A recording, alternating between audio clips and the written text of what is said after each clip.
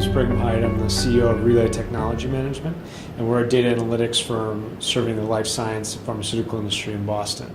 And what we do, among other things, is that we try to use data analytics across several public and private data sources to identify sources of innovation. That could be developing a new drug, it could be finding a new niche and indication for a pharma drug to be launched into, or identifying thought leaders, either for collaboration, clinical lead, or commercial targeting.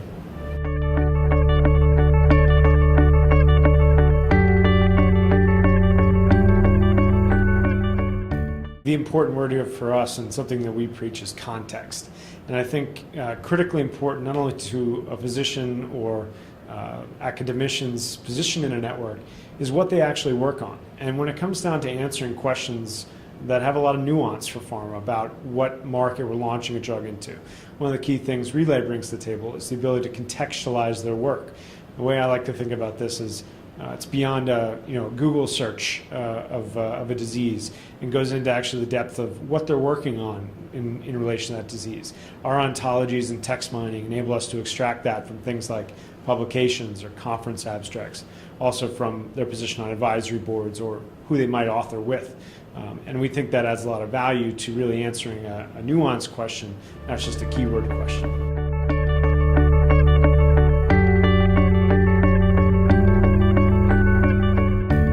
We have an interesting collaboration with Activate Networks where we partner around individuals, and that enables us to leverage both prescriber data that Activate works with, as well as publicly available information or contextual information about individuals that we can garner from, for instance, their LinkedIn profile or their Twitter presence or what they published in key journals, also their academic history and where they might have been affiliated. This type of information lets us add the weight, if you will, behind their position in the network. So their ability to be a publication leader or a clinical leader within a given topic area can then be applied to their position network map, which we think gives a lot of specificity and helps you get to the right list of people as opposed to just kind of a broader view.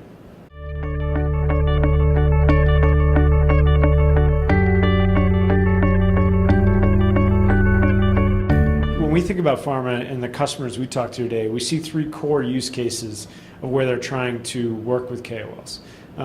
First, and maybe most common, is who should they be selling their drug to, and who should they target efforts? And that looks at clinical leadership, it looks at prescriber leadership, it looks at their position maybe in a physician network.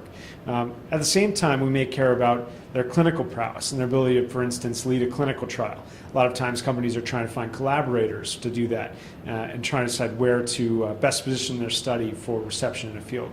Similarly for us, we also look at an early stage and look at the scientific angle of drug development and those that might be coming up with new therapies or new therapeutic approaches. We also look at the concept of emergence, and this second derivative analysis, which really looks at the movement over time of expertise, helps us identify who's up and coming, who's going to lead the field in 10 years. Who do you want on your advisory board today that's going to be thought of as the thought leader 5 years from now?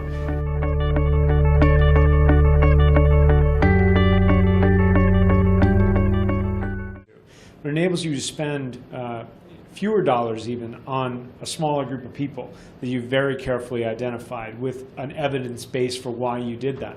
And that's a great way to track investment and maximize your effort.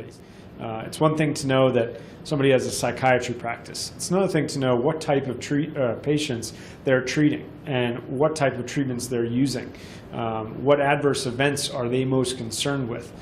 Contextual expertise that we provide, and that layer can help you nuance that aspect and find pockets of individuals that are best suited for your efforts, as opposed to wasting time on generic psychiatrists, for instance.